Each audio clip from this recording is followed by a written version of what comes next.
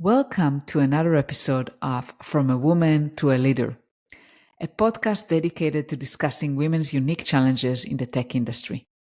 I'm your host, Limor Bergman Gross, and today I have the pleasure speaking with Vidhya Narayanan. Vidya is an engineering director of Google, and she didn't start out in tech. She actually wanted to become a doctor, but life had other plans. And now she's making big waves in the tech world. We're going to chat about her unexpected path into tech, how she's shaking up leadership, sparking innovation, and pushing for diversity at Google. Whether you're looking to climb the ladder or just love a good success story, you're going to want to hear this. Let's dive in. Hi, Vidya. Welcome. Thank you so much for being here with me today. Hey, Limor, thank you so much for the opportunity too. Yeah, it's such a pleasure. And for those of you who don't know, me and Vidya have a history together. We used to work together at Sun Microsystems like ages ago. I know when you reached out, and I'm like, I know this person. It was nice to catch up a bit on like our time intersection there. It's just a long time ago. It is. I will not say how long ago, so we don't expose too much Yes, information. we don't want to age ourselves here with the audience for sure. But great to Yeah, meet you again. yeah. Wonderful. Great to meet you again. And maybe start by sharing a little bit, Vidya, about your background and how you even got into software engineering. Yeah, I think it was a bit of an accident, I have to say. Growing up, I always wanted to be a doctor. I think my path was reasonably set growing up in India and very kind of a traditional Southeast. And if you studied any better, your path was set for you, either become a doctor or an engineer. Doctor passion was always there, something that I wanted to do, but I couldn't make it into the schools that I wanted. And I didn't feel dental was an option that I wanted to pursue, which was the kind of schools that I was getting admission to. Accidentally went into engineering and kind of loved it since then, and I have pursued that with higher education and things. So that's kind of how I landed here. You know, this is funny because it reminds me of one of my guests who told me that accidentally she went, there was like an open house kind of day, and accidentally she went into the engineering room. So that's incredible. That's Yeah, I know. incredible. I know. This is not a very uncommon story, turns out, in industry, especially. Like I see so many people with varied background come and thrive, and I think that's what makes it a very interesting place when you bring those perspectives of people who are chemical engineers or even non-engineers, people who just pursued music and were in like bands and stuff, come and work with you in different places, and it's just really fascinating to bring kind of amalgamation of all those intersection of like ideas and talents is just fascinating. Yes, indeed. And also, I want to highlight here that it's important to know that you don't have to be born with the keyboard in your hand, right? I mean, you can Yes. shift to tech. Well, it'll be nice if there was a keyboard. Seemed like that's what most of the kids these days do, but I agree with you. I think if you put your head into it and pursue your passion, you can pretty much do most of what you want. Absolutely. And share a little bit how you got into leadership because you have a very impressive career. Oh, thank you, Limor. I think I wouldn't say that was accidental. I think I spent a good 10-year plus as a software engineer, growing in the ranks, right? Being a TL and all that. And you talked about Sun, right? Like it at Sun that I made the transition from the engineering ladder to kind of the management ladder. I still vividly remember having this conversation with my manager at that time, like, I want to pursue this. And they were like, you are a good engineer. Wouldn't you want to stick in the individual career path, become an architect? You have all the potential to get there. And I really liked the ability to influence business as a technical person, and being able to capitalize the team that I was working with to land like bigger impact was just fascinating for me. I naturally gravitated on coaching, mentoring, like being there for people, like seeing them thrive, along with me, and I kind of was naturally interested in those aspects. So I kind of asked for it, and I never looked back. I've really enjoyed the journey of growing in that management side and taking more and more responsibilities and teams. So that's kind of how I grew. Yeah, and actually, I can relate because I also became a manager when I was working at Sun, and also my manager, at least one of them, kind of late. They thought I should be, I was a staff engineer, and they thought I should, continue that path. And I said, no, that's not what I want. Yeah. Yeah, it's great to be in places where you have those paths set out for you, right? Not every company and it kind of forces some people to have to switch into the management path because that's the only place you could grow. Where you have that parallel tracks, it's really kind of brings the folks who are passionate and want to do really be in a leadership role. And I think it's something that not everybody likes it. Yes, So, being able to be there and being able to pursue that, I think it's a privilege. absolutely. And I think that when we worked at Sun, it wasn't that common to have an IC track. And now I think many companies had it. So you don't Yeah. have to grow as a manager. And how did you get to executive roles? What's your secret? I think it was when I will say that just generally in my career, I went for opportunities that gave a little bit of churn in the stomach. So if it was just easy to do, that opportunity, I get bored. Like I personally just get bored.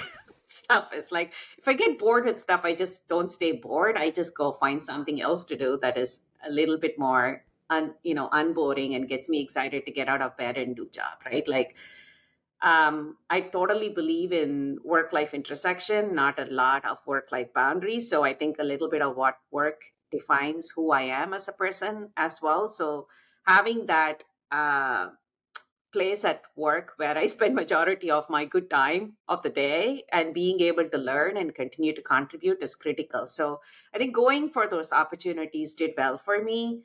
I was also grateful for extending opportunities at Sun. I did one of the very startup-y type efforts, um, building something that was like out there, right? But being able to take that risk, I did that because it was an opportunity for me to build a little startup environment in a well funded place. Once I did that, when I went out of Sun looking for opportunities, the Intel job came along. And there again, I've never built on AWS Cloud. I've never built that kind of platform on media entertainment industry was a lot of new things, but I know I can do it because I had the muscle memory of like starting from nothing to go somewhere at a smaller scale. So I've kind of rinsed and repeated that across my career in different places. And I think that really led me to land, be visible, have more bigger opportunities where you start getting seat at the table and naturally it kind of lands you into the exec path. Um, Yes, so always saying yes to opportunities and always be willing to take a leap, right? To do yeah, something right, you don't know. right, right, exactly. What have been your experiences being a woman, also, a woman of color in a very male dominant field? Yeah, I don't think I had that even as a top of mind in my early part of the career. I think at some point in the executive rank is where I started realizing that um, the subtle kind of questions and the comments that come kind of made me wonder, like, would you have asked this question if you really had another male counterpart part in the same situations? Like one time somebody asked me, like, did you ever code? Like, how would you become a director of engineering in a place if you never code in your life, right? Like, you get questions like that in a very subtle way, and that's just someone, you look at them and it's like that's just growth opportunity for you as a VP in an organization to know how to have these conversations in a more inclusive, Yeah. non-biasy way is how I rationalize those conversations. But beyond that, I think there is also an opportunity, right? Like I think when I show up, I think the expectations are low in the room. I've noticed that more than once. And, I always over exceed them. It's like, why not, right? Like, keep your expectations low. I'll blow you away is the takeaway that I come back with. It's not necessarily true. I think after a point in the career, I think there is a lot more top of mind. There is a lot more industry awareness on equality and DEI and people of color and different cultural backgrounds and things like that. I'm also grateful to work in a place where I don't get that feel on a day-to-day basis. But I agree with you. I think it's part recognizing where you stand and being able to work through that.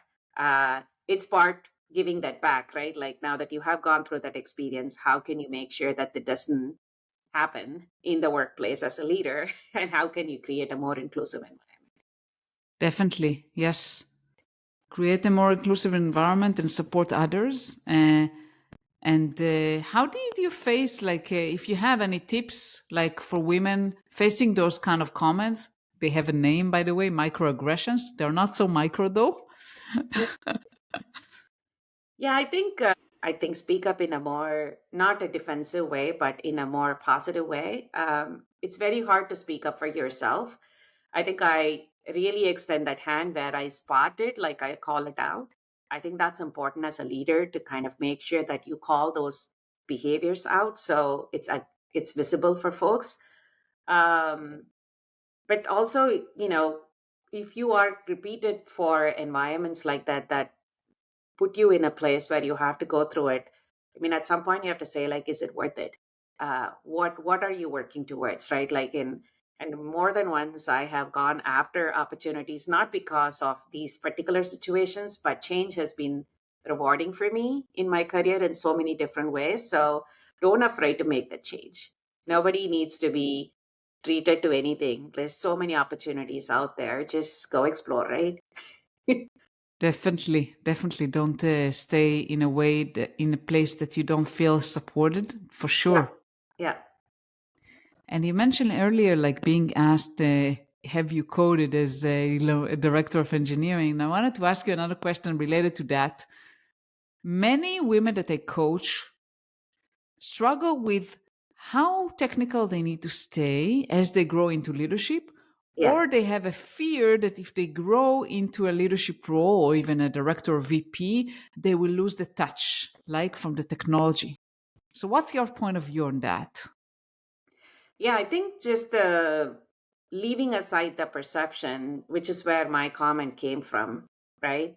And I think that kind of induces a little bit of fear in the women is like, so if I grew up too much, how well? I mean, we are perfectionists, right, as women. And I think there are significant differences in how we think about ourselves in terms of what is okay, not okay, versus what is actually needed, right? I often put myself if there was a male in this particular situation, how would they be navigating the scenario? And I navigate my scenarios, kind of playing myself in those roles. And sometimes I get clarity that way.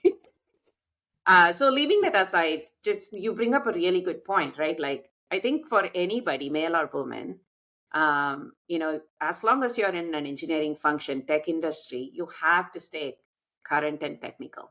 And I'm a firm believer of that. I walked into Google as a site reliability engineering director, and we have a very specific way of where we are onboarded, and I started spend the first few months and weeks just actually writing code, acting as an individual contributor. It's really important to understand the people you're managing and what they are going through, because at the end of the day, you should be able to step in anyone's roles to an extent and be able to care for the organization, right? Like, it helps to build trust with your team if you show up in that way, right? If you connect to their day to day of what they are doing, that's the only way you can get that trust. And once you have that trust with your team on in terms of like where they see you and where you see them, magic happens, right?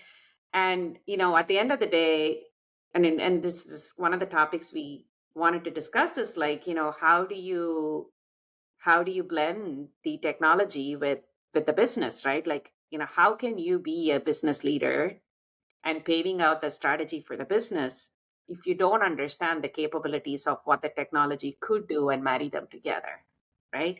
So I think, at least in that aspect, there is a staying technical. It doesn't necessarily mean staying coding. Like, if you are spending all your time coding day in and day out, and you're acting as one of your individual contributors, it's going to limit where you're spending your cycles, right? So it is the balance of what level of technical input and technical insight is needed for the organization, and how do you stay in that bridge, being able to know enough to create that influential ideas and be part of the conversation on your business and shaping the strategy is very critical. Does it make sense? Am I answering what you're It asking? makes total sense. It makes Yeah. total sense, Vidya. And I can share that every new role that I took, I spent time with the engineers, with the architects. I wasn't writing code, but I was diving into the architecture, really trying to understand. I was learning a lot about the technology because I moved from different companies doing totally different things, like you did, right? Yeah. So every time I had to learn something new, whether it was virtualization or cloud, or, I worked at storage, so I learned deduplication. So really, understanding what the company does, understanding like the technology. Yeah, that's absolutely critical, right? Some of the best advices I got in my early days at Google, we built a lot of our tech ourselves. So knowing enough of each of that just takes time, right? Um, you know, it's okay to ask stupid questions. It's okay to ask people to help you, right? Some of the best advice I was going to say is, go find the TLs in the space and please request them to give you 30 minutes of their time in front of the whiteboard. My God, magic happens. There is no equivalent of reading enough number of documents or studying through the code. You will never get that. Most of them go stale, the documentation and stuff, anyways. But being able to just do that and being able to, like, it A, builds relationship, B, they know you want to learn, and C, they like to teach. So I think it's a happy situation on everyone. I That's great, Limor. What you said is, like, you have to deep dive, deeply understand the architecture and some of the context of where the architecture comes from. Then you can think through limitations. Then you can think through how to, you know, blend that and make that shape that in a long lasting kind of the long arc technology, or, Yeah. roadmap and stuff comes from that foundation. Love it, love it, love it. And also, yes, whiteboarding is a great way. I'm a very visual person. So for me, Yes. like do diagrams, that works the best. Yeah. And you build trust. You Yeah. build trust with the team because Yeah. they get the stage. They love, as you said, they love sharing how much they know. You ask them questions. So by the questions that you ask, they see that you're not completely disconnected, right? That you know something, you know a thing or two. Yeah. And that's wonderful. And let's kind of talk about the harmony between technology and business, right? How do you do that? Because we know, based on our experience at Sun, that was a great company, incredible technologies, right? And we did incredible stuff there, but business wise, wasn't very successful. So, how do you keep that harmony between technology and business? Yeah, I think where you realize I mean, you use the word harmony, which is very powerful, right? I think, let's look at, I think a little bit of imbalance is really where magic happens.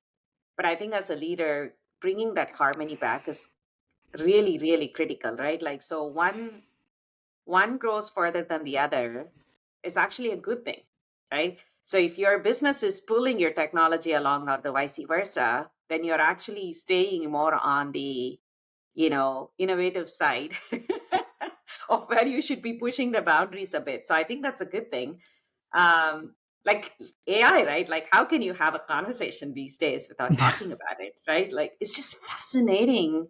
You look at the pace of the growth, especially on the technology front, of where AI is heading. And if you look at kind of the past scale of like internet revolution or the smartphone revolution, like this is a completely different, even faster growth than what we saw in those transformations, right? But then AI has been around for what, like 7 decades plus, right? Why does, a small open AI company launches something, and then I still vividly remember my son coming home from school. It's like, Mom, we were playing around with this thing, called like open, the chat GPT, whatever. And it's like, oh, it gives me good answers. Everybody's starting to do their homework, and like we were playing around with it. It's a kid who played around with like a lot of your, audio assistant, right? Like at home and things like this. So this was another thing, but like revolutionizing thing. And it's like, see what happened as soon as a small, business opportunity was presented, and it kind of exploded in terms of adoption, and the scale of business opportunities is touching across every industry, right? Mining, fashion, insurance, health, you pick any place. It's amazing to see the transformation that the technology is doing to businesses and the kind of things that we are seeing. I mean, we're yet to see the big business landings on it, but it's that a little bit of one leapfrogs the other is actually a good thing to pull and push and kind of see it. So that harmony that you talked about is really crucial. Um, Yeah, absolutely. And I would say, from my experience, always trying to see where technology serves the business right. and vice versa, like which technology, like when you want to make a business leap, how technology can help you, and not thinking about technology just in a sense of, oh, this is cool, let's do it, because this is what engineers typically want to do. I mean, based on my experience, they want to Yes. experiment new things. And I made several mistakes in my career, like going with their enthusiasm and like, oh yeah, cool, let's do it. But it wasn't necessarily a good business decision. There wasn't like a link to, okay, how is it helping the business? So always there has to be, it has to serve something. Yeah. Yeah. I mean, I have done equally my share of mistakes too, right? Like which has been exceptionally costly as well, right? It's not just small mistakes at smaller scale, which has smaller, it has some profound impact. Like if I can uh, share a story, my prior work, like, this thing you're talking about, like the ROI of having the technology or the engineering cost structure matching with where your business needs to go is crucial, right? Like when you have a much more of a imbalanced cost structure where you're growing too fast, you're in the innovation spirit, but you're not keeping tap of where the business is growing. Our business wasn't growing that much, and we were continuing to grow the engineering function, continue to throw new features, functionality, this and that, reinventing the platform. This was cool, that was cool, make this perfect, make that, like, but for what? To serve what purpose? Yeah. Where is the money coming from to fund that, engineering function? Like it's critical, right? Like we went into a major reduction in force. It was significant, go through that, and that was a huge learning. And I'm always keeping that in my top of mind as I think about like where do you invest. Like every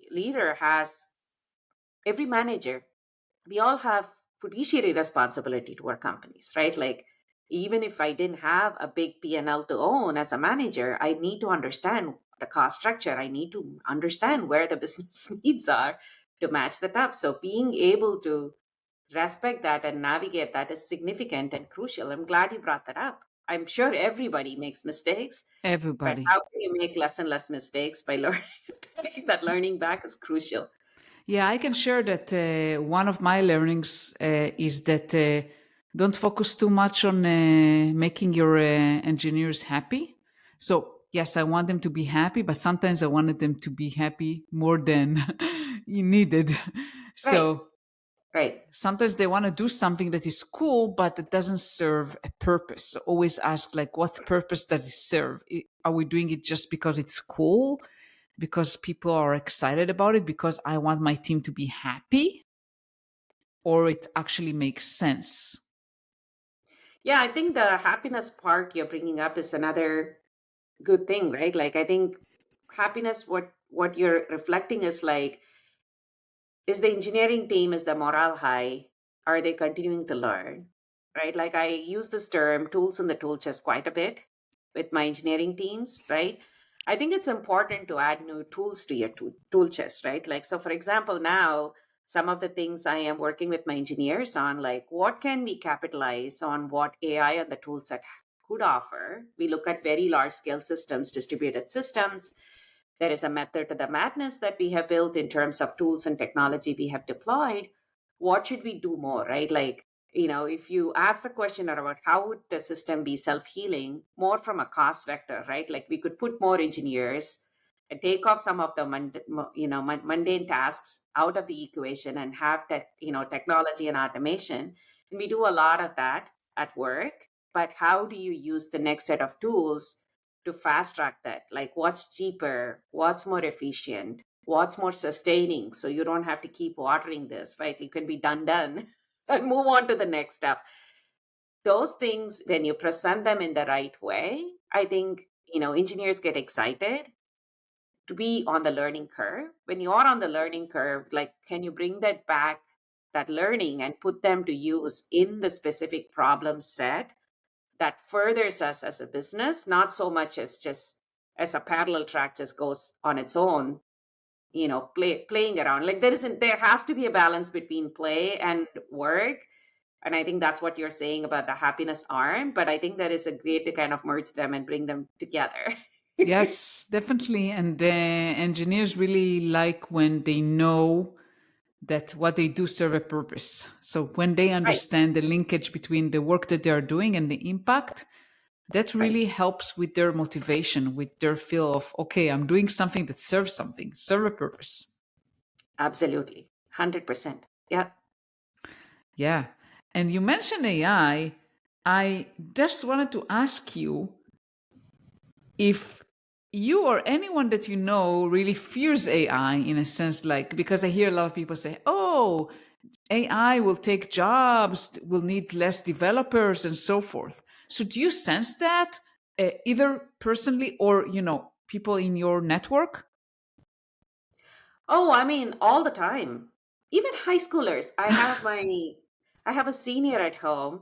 His friends are getting college admissions. Like, oh, I applied for computer science. I don't think I'll have relevancy when I graduate out. I'm like, my God, you guys are so young.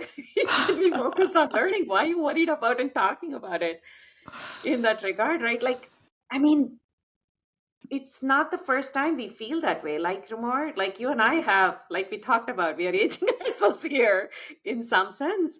This is not the first time. Like cloud felt that way, smartphone revolution felt that way. Like every time there is, I think there will be more other useful things. Human beings and our creativity will be using that. And at the minimal, I can see AI taking a lot of the mundane stuff out of the equation. So that just think about where else we could be spending our time doing like innovative, useful things. And I think it's an opportunity space. I'm actually excited about it, not threatened Yeah. by any means. And it's all those humans making AI possible. Anyways, I think it's the application of them, the technology into the various businesses, and how do we transform, you know, eh, across the board humanity and elevate ourselves in the next place. It's a fascinating journey, I think. I'm with you. I'm excited about it. And I think that it will make actually being a software engineer much cooler because all the manual stuff, all the maintenance stuff, we'll just let the machine do. Yes, We'll do all the yes. innovative and fun stuff. Yeah. What if your code can be just like documented as you just write? Right? Like, who likes to do that, right? Like, your manuals, your playbooks, if they can be auto created based on watching, how your, folks are actually addressing issues and outages and things like that. It's just like so many things AI Yeah. can solve Generate all for the test us cases for are me. mundane.